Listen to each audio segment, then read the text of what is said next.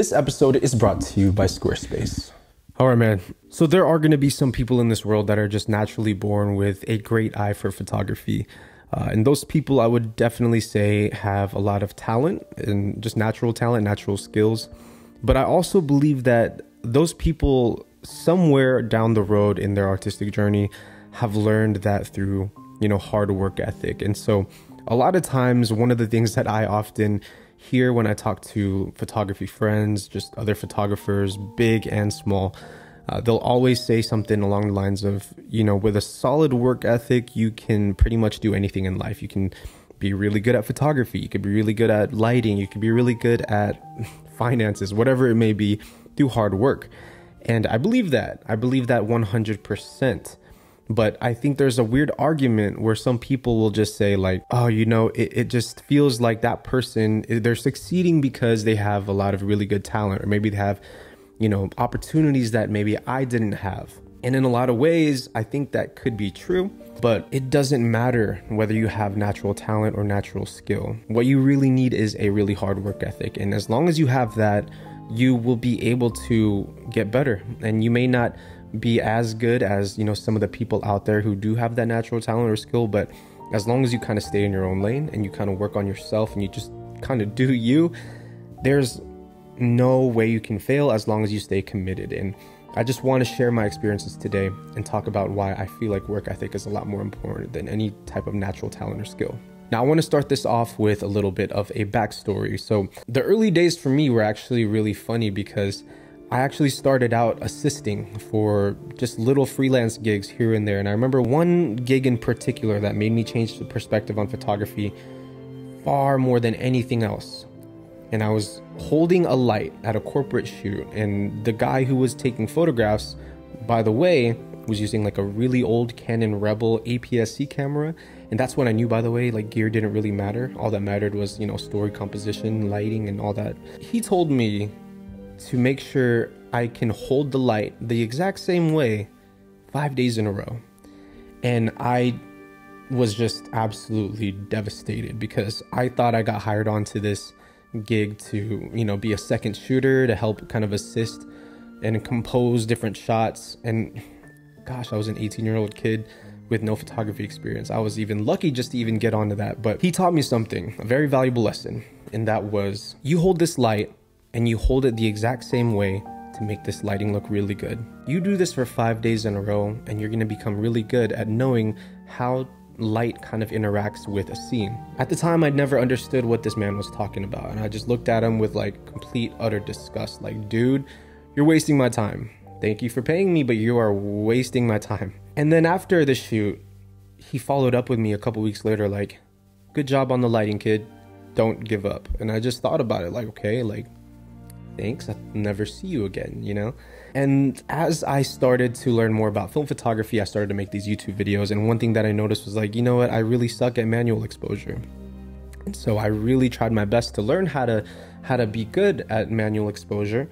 And that message that he told me about do something every single day for 5 days in a row and you'll get better really stuck with me. And so I started to go out every single day and, try to use Sunny 16 as a way for me to expose my film properly. And my first 3 rolls were absolute garbage. I forgot that, if I'm at f16 in the sunlight and I go under shade, I got to change my aperture. But I stuck with it. And then I just continued to do it over and over again. Then a month went by and then, my rolls got a little bit better. I'd say about maybe 75% of my photographs were still bad, but 25% were good. Then a few months passed by and then I remember 50% of my roll was, in good light, in good exposure, until an entire year passed and I felt very comfortable exposing with Sunny 16. And I can't help but thank the person that I was utterly disgusted with at the time.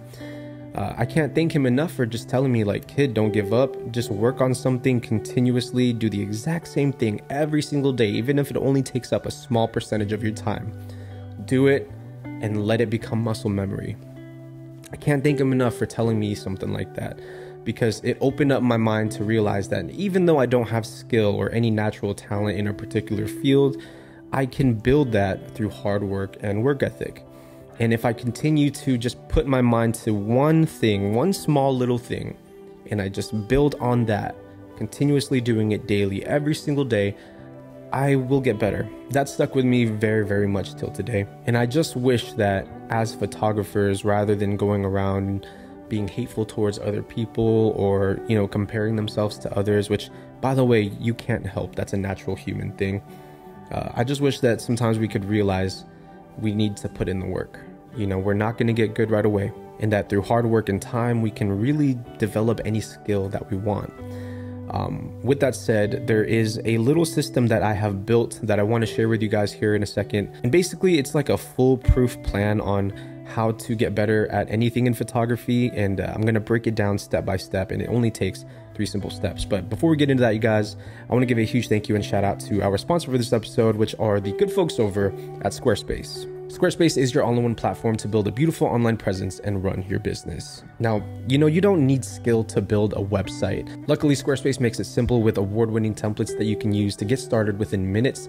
They have pages for a portfolio, a gallery, an e-commerce shop, and one of my newest favorite features, the video page, where you can pretty much display any type of video content directly on your website through a URL link or even direct upload. And it's very helpful for anyone out there trying to get started in the field of photography.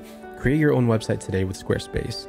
Head over to squarespace.com/KingJapes and enter promo code KingJapes at checkout, and you guys can get 10% off of your first purchase of a domain or a website. Huge thank you to Squarespace for sponsoring today's episode. All right, so when I was getting started, I needed to figure out how I could implement some type of structure so that I don't end up, goofing off and not getting any type of work or practice done.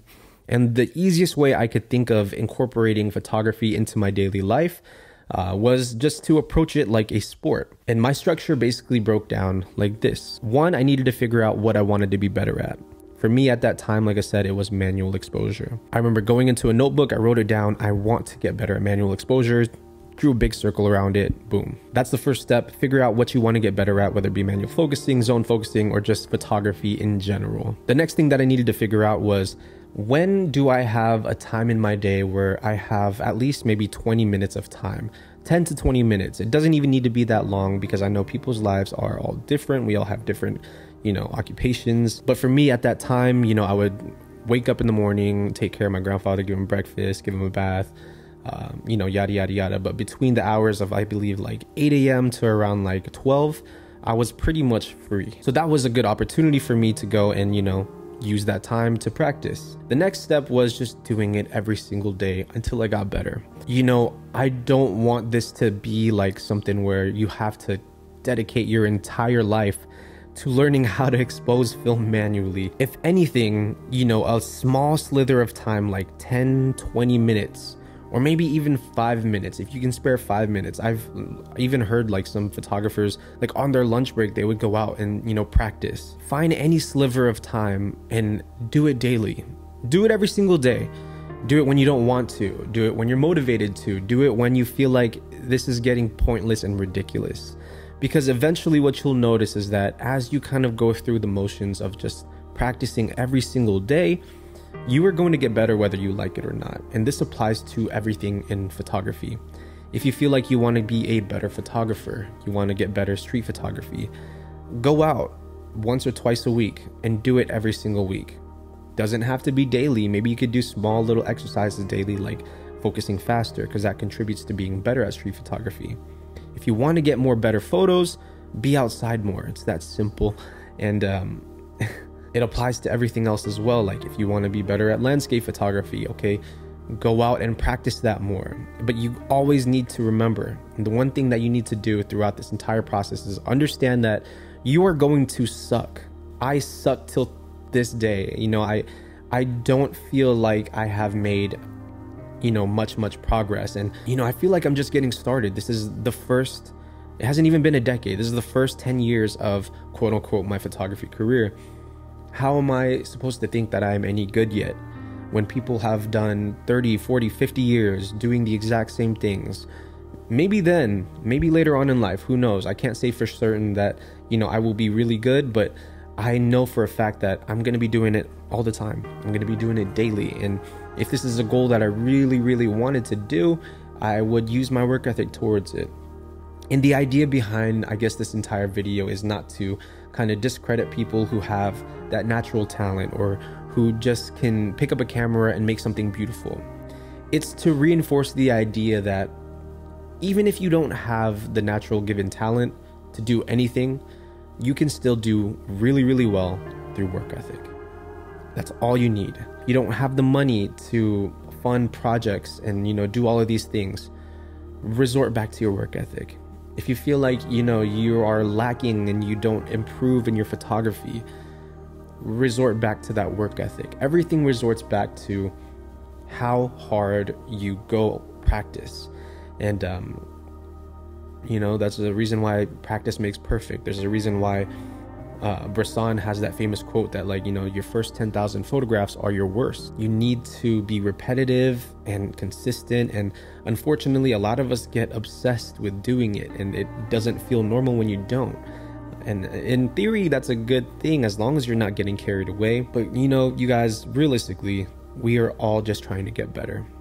And nobody in their right mind is better than the other person unless you start to compare yourself. If I were to give advice to anybody out there who's getting started with photography or maybe feels like they just haven't improved, it would be to do it daily. Do it every single day, and don't worry about what other people are doing. Don't, look at the success of others and then use that as judgment towards your own self, because everyone's running their own marathon, right? Practice daily. Be happy that you have the ability to practice daily, and then just use that work ethic to get better. And as time progresses and as you start to reflect on your work, I hope that you may see good results from, just doing it every single day, which honestly, I think you are. It's very simple. Pick the camera up every single day, take it everywhere you go, and practice. All right, that's going to wrap it up. I'll see you guys in the next video, man. Thank you for tuning into this one. See you next time.